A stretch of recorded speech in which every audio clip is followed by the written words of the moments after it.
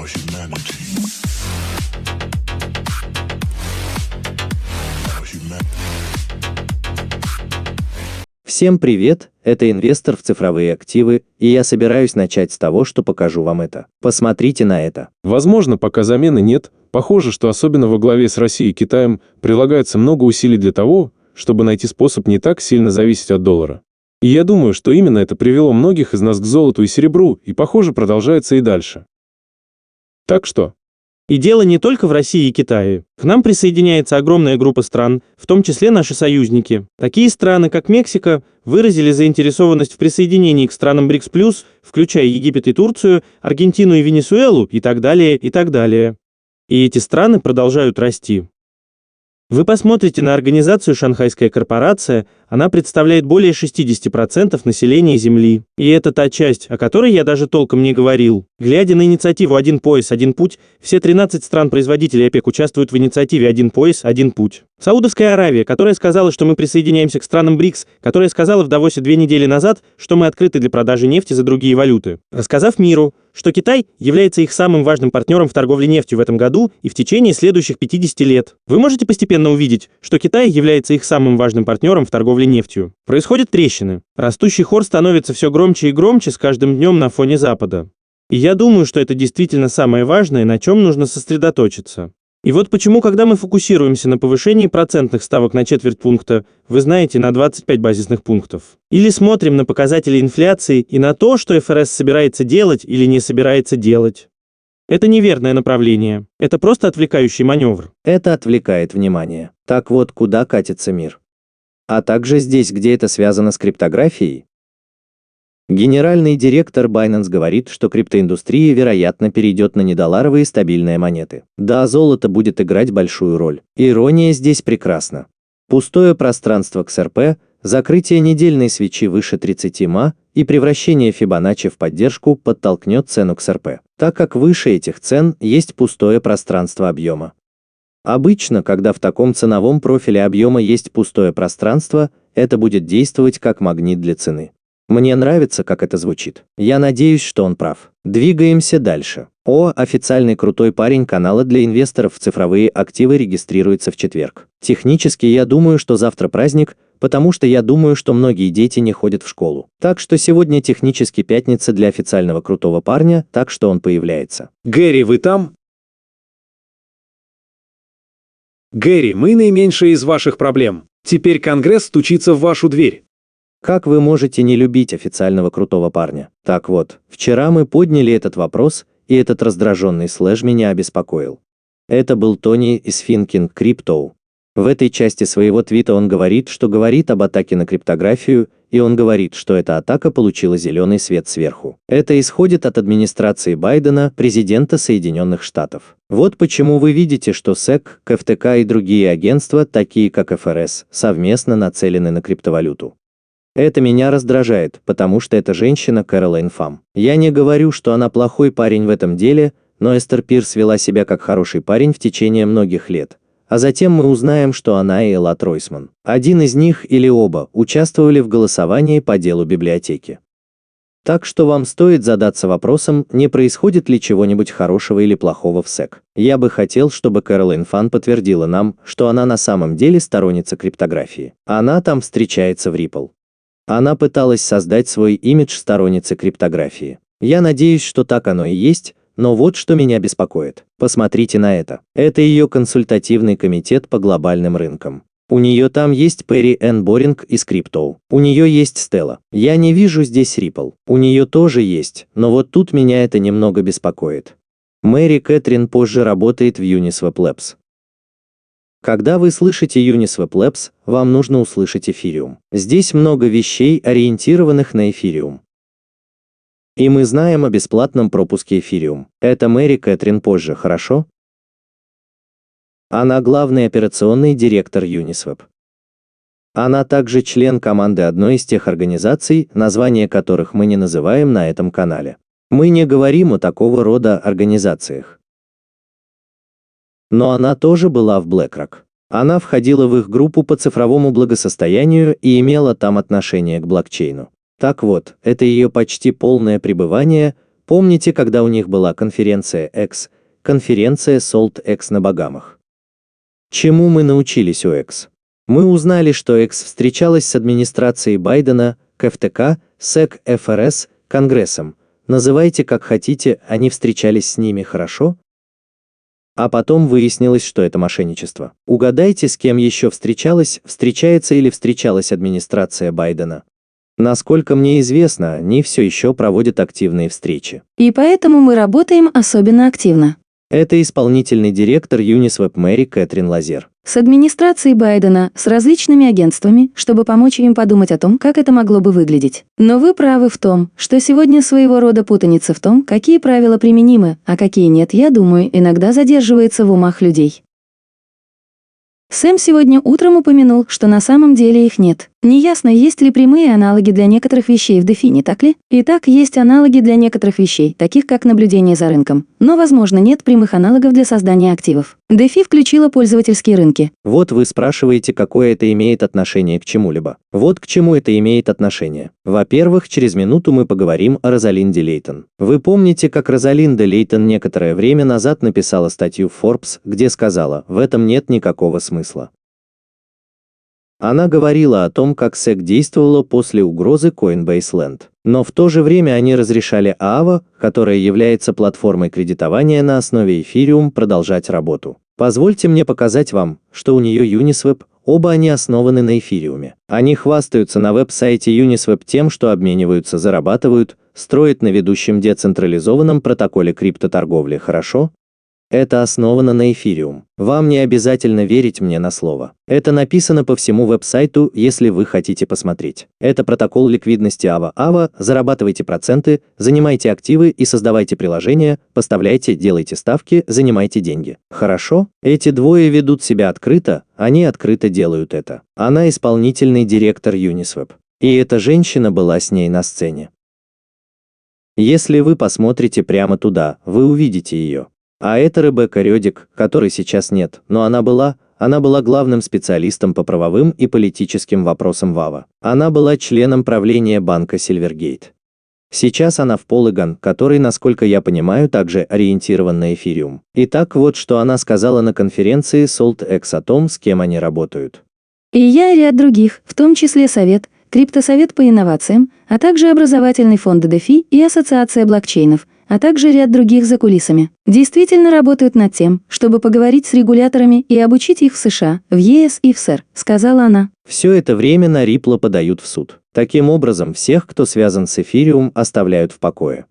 В этом-то все и дело. Все так, что тем временем они просто начали охотиться за ставками, и они охотятся за стабильными монетами и всем этим. Но они оставляют этих парней, которые открыто хвастаются прямо здесь, независимо от того, какое количество ликвидности заблокировано в Aava в 5 сетях на 11 рынках. Вы можете зарабатывать проценты, вы можете брать взаймы, хорошо, открыто. И мы сделали это, мы предупредили осведомителей об этом. Мы поставили Гэри в известность об этом. Итак, мы переходим к этому. Итак, Розалинд Лейтон подала ходатайство о вмешательстве, чтобы ходатайствовать перед судом о предоставлении доступа к документу с речью Хинмана. Не заблуждайтесь, ребята, Эдгате больше, чем X. Эдгате больше, чем все это. Я уже говорил это раньше. Он больше, чем Медов, он больше, чем все это. То, что сделали эти люди, и я уже говорил вам об этом раньше, причина, по которой киты были замаскированы в Coethereum, заключается в том, что если бы они могли замаскировать этих китов, тогда они могли бы словами, вы помните, Джозеф Любин сказал, вы можете создать свою собственную реальность словами, сэр.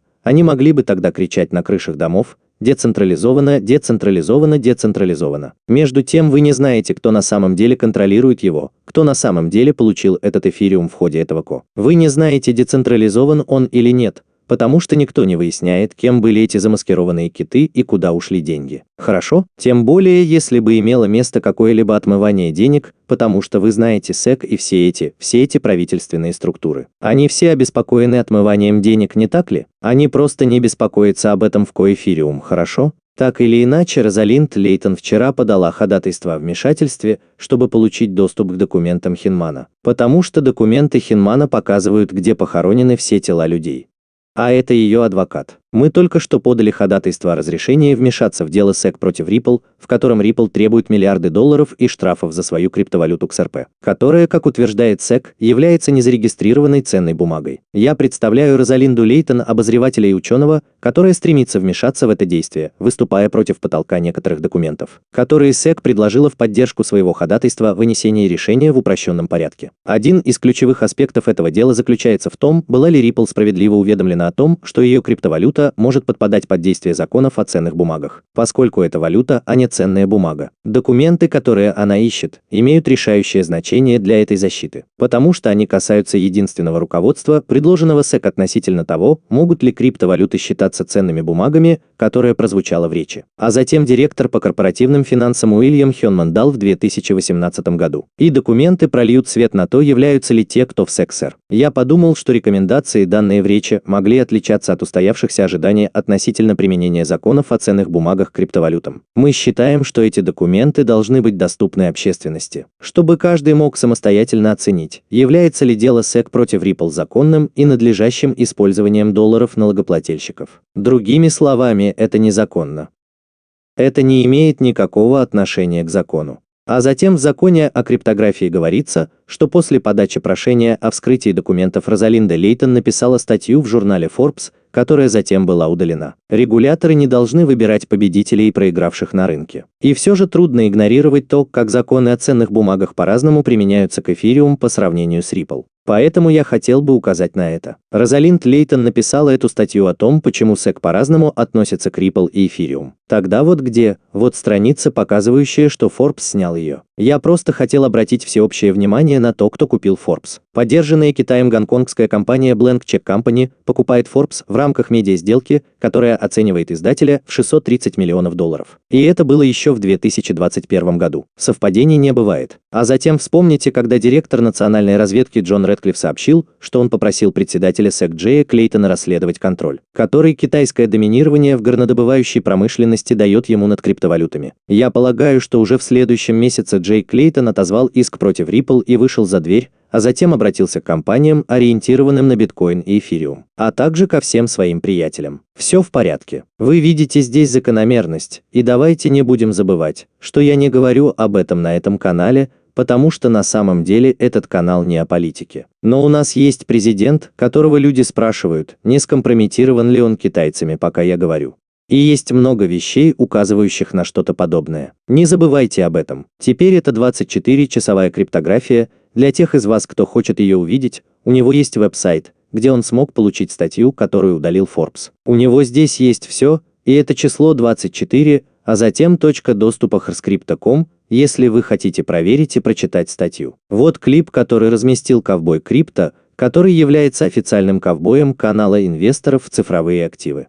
Конфликты интересов, требующие объяснения, предполагают, что Хиндман имел финансовую долю в организации, продвигающей эфир по сравнению с конкурирующими монетами, такими как XRP. Отдельно правительственная надзорная организация по надзору за властью подала в суд на SEC, чтобы получить материалы, которые показывают, что Хёнман получил миллионы долларов в виде пенсионных выплат от своей бывшей юридической фирмы Симпсон, Тэтчер и Бартлетт, и что СТБ присоединился к альянсу, посвященному эксклюзивному продвижению эфириум, и даже что SEC предупредила Хинмана СР о появлении таких конфликтов. Все в порядке. Чарльз Гаспарина, юристы по ценным бумагам, советуют руководителям по взлому криптовалют не реагировать на недавний призыв Гэри Генслера прийти и поговорить с SEC. Если только вы не являетесь эфириум. Если вы участвуете в эфириум, вы можете пойти туда и поговорить с ними сколько угодно о том, соответствуют ли их операции требованиям. Причина, если только вы не инсайдер демократической партии, такой как SBF или исполнительный директор Uniswap. Если вы не один из этих людей, то вы не можете попасть к нему на радар. Если вы те люди, то вы можете зайти и выпить чашечку кофе с Гэри, и все будет хорошо. Вы видите здесь проблему, ребята? Брайан Армстронг, похоже, считает, что Америка рискует потерять свой статус финансового центра. А что, если люди, управляющие шоу, и наше правительство хотят, чтобы это произошло? Что, если они работают на кого-то другого, а не на американский народ? Как насчет тех яблок? Тогда у нас есть Брукс Энтвистл из Ripple, который работает в офшоре, потому что Ripple находится в изгнании. В то время как эти скомпрометированные люди в правительстве работают с людьми эфириум по своему желанию, и никто, похоже, не должен нести за это ответственность. Но послушайте, что происходит. Просто представьте, что Miracle использует блокчейн номер 1, тот, который действительно работает. У нас очень большая практика CBD. Теперь она работает по всему миру. На самом деле, за последние пару месяцев мы отправили на места 4 человек только в Сингапуре, которые сосредоточились на этом. За несколько месяцев 4 человека в одном только Сингапуре сосредоточились на этом. Это важное усилие. Это важный набор продуктов. Я думаю, что я действительно точно отношусь к этому моменту. Я думаю, что как отрасль мы должны быть осторожны, гоняясь за каждой новой блестящей вещью. Это имеет тенденцию размывать бизнес-модели. Это имеет тенденцию сбивать людей с курса. И мы определили, что в дополнение к нашему платежному бизнесу CBD являются очень важной частью того, что мы собираемся делать. Однако мы нашли реальную поддержку у небольших правительств, небольших центральных банков, которым нужно целостное решение, побочная цепочка, кто-то, кто придет с нуля. Вы можете назвать эти имена? Я могу привести вам пару примеров. Поскольку мы находимся в Самарице, я приведу вам пример с горой. Нашим первым меморандумом о взаимопонимании было королевство Бутан. Он был очень дальновидным королем, продвинутым в технологиях, и в основном решил, что ему нужен лучший способ перемещения ценностей по стране. Независимо от того, были ли это платежи или другие проблемы, которые им нужно было решить. А также создать систему, чтобы они могли в конечном итоге получать денежные переводы обратно в страну. Я тоже. Мы работаем с Палау. Мы находимся в диалоге и сотрудничаем с рядом центральных банков по всему миру. На уровне Китая и на уровне США есть много людей, которые стремятся к этому, и много людей, у которых есть свои собственные суверенные интересы. И поэтому вы должны быть реалистами в отношении своего влияния там. Но CBD станут важной темой для всей отрасли в будущем, и мы считаем, что взаимодействие между ними открывает реальные возможности для многих из нас за столом переговоров. Все в порядке. И еще одна интересная вещь – это Моника Лонг, которая сейчас является президентом Ripple. Мне нравится приток криптоигроков, фокусирующихся на платежах как на примере использования в реальном мире. Как мы очень хорошо знаем, базовая способность к быстрому, эффективному, масштабируемому и дешевому перемещению стоимости является ключом к открытию более широкого списка токенизации кредитования коммунальных услуг в реальном мире. И Брэд Гарлингхаус отвечает и говорит: просто взгляните на наш список клиентов. Так что давайте сделаем это. Это Bank of America, это список неполного списка. Помните, когда парень из R3 сказал, что не может говорить о Ripple? Есть много людей, которые не могут говорить о Ripple. И мой вопрос к вам в том, что происходит, когда они могут говорить о Ripple. Что происходит, когда срок действия этих НДА наконец истекает? Щелкнул ли выключатель или открылись шлюзы? Мы выясним. Пожалуйста, подпишитесь. Нажмите кнопку «Мне нравится» и расскажите своим, а также кнопку «Подписаться» и расскажите своим друзьям и семье, что это клиенты Ripple. И что произойдет, когда этот судебный процесс закончится, независимо от того, каков будет результат, Ripple не нужно заботиться о том, откроют они эти шлюзы или нет.